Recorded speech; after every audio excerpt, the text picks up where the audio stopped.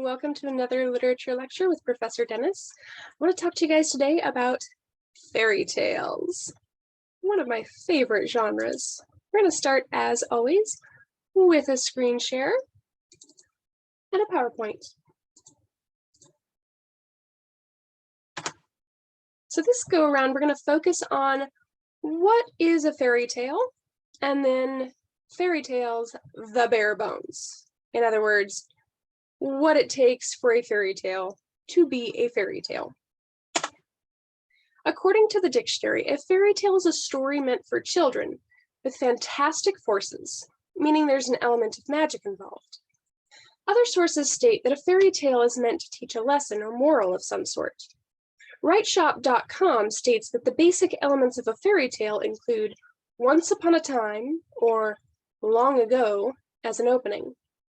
The story must take place in a distant or make-believe land. There must be imaginary characters such as dragons, fairies, elves, giants, trolls, etc. Things will happen in threes and sevens.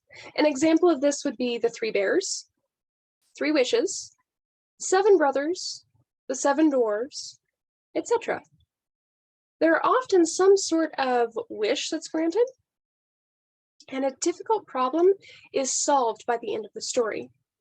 Good tends to triumph over evil, and if you believe the Disney version, there's this happily ever after.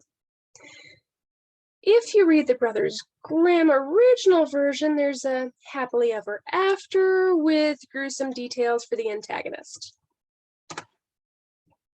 Additionally, traditional fairy tales will often, but not always, include the following: royal characters such as kings, queens, princes, and princesses.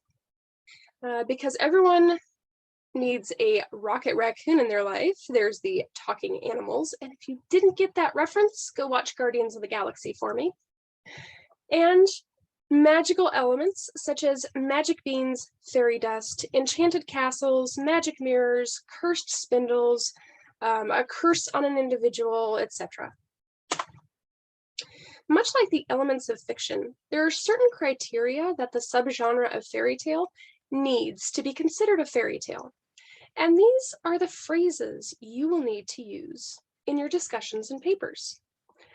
First, there has to be a hero or protagonist, someone likable for the audience to root for. The hero is typically humble, innocent, or kind-hearted, sometimes all three.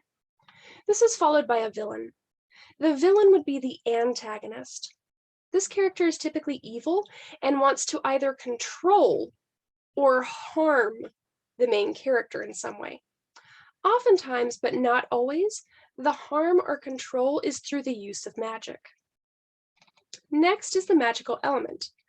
This can come in the form of a guardian or item there to help the hero.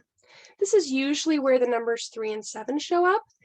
After that, you have setting. And the setting itself can affect the mood or tone of a story, so pay special attention to how the setting is described for each location.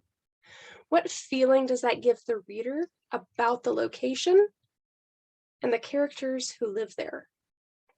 Of course, a fairy tale just would not be the same without some form of lesson or moral embedded into the story. These lessons or morals usually have to do with the caliber of one's character and integrity, or the excellence of one's conduct in daily life. This is where you'll be looking for the deeper meaning. What is the fairy tale really trying to teach the reader? This could range from bravery, to loyalty, to kindness, to work ethic, to self-sacrifice, and so much more. Always watch for these deeper meanings. As with any story or fictional piece, you cannot have a story without conflict. In fairy tales, the hero will face some sort of a challenge. The obstacles and types may vary, but they will always be present. It could be a destination that needs to be reached, a person who needs to be rescued, a spell that needs to be broken, or even a quest that needs to be completed. The last piece is one that some will disagree with, You see, if you read the original fairy tales in their entirety, there isn't always a happy ending. This is something instituted by Disney when they started turning princess fairy tales into movies. Did you know that in the original Cinderella, the stepsisters have their eyes pecked out by pigeons on Cinderella's wedding day, leading them to spend the rest of their days blind? What moral can be found in this gruesome telling? Honesty. You see, before this happened, each sister cut off a portion of her foot in order to fit into the glass slipper. You could also say kindness to those around you. They were beyond cruel to Cinderella with their treatment of her. The pigeons were sent out by Cinderella's guardian bush, the same one that notifies the prince of his error as he passes by. There they go, there's blood in the shoe's too small, not the right bride at all. Now, for this one, Cinderella did get to marry the prince and did get to live happily ever after in the castle. Stepsisters had a little bit more gruesome of an ending than what Disney would lead you to believe. In The Little Mermaid did not get the prince. He was actually engaged to another and deeply loved the woman he was betrothed to.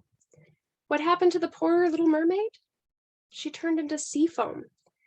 But the spirits took pity on her and allowed her to become a protective spirit of the sea. The moral there? Don't go lusting after what isn't yours to begin with. Here the prince is betrothed, and he does live happily ever after, with the Little Mermaid watching over them, but the Little Mermaid herself does not get the happily ever after she was dreaming of.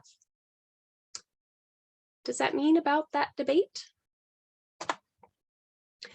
Well, there's been a large movement of retelling of classical fairy tales to help bring some of these morals and lessons to a broader audience. And no matter what, whether you're for the happily ever after or not, you should watch each fairy tale you read for the bare bones elements of the fairy tale, the most important being the moral or lesson the author is attempting to convey. You can watch to see if these are the same or different from the original by reading the original and comparing them. As many of these retellings are being brought to life via TV and movies, be sure to watch for some of the more common elements of each fairy tale in your viewing of literature as well. Can you spot something new that you maybe didn't before this lesson? If you need some samples of fairy tales retold, look no further than the book we are using for this week. In it, you'll find a number of retellings. If you have any questions, comments, or concerns, please make sure to reach out to me using that email icon in our learning management system. Thanks so much for watching, and I'll catch you on the flip side.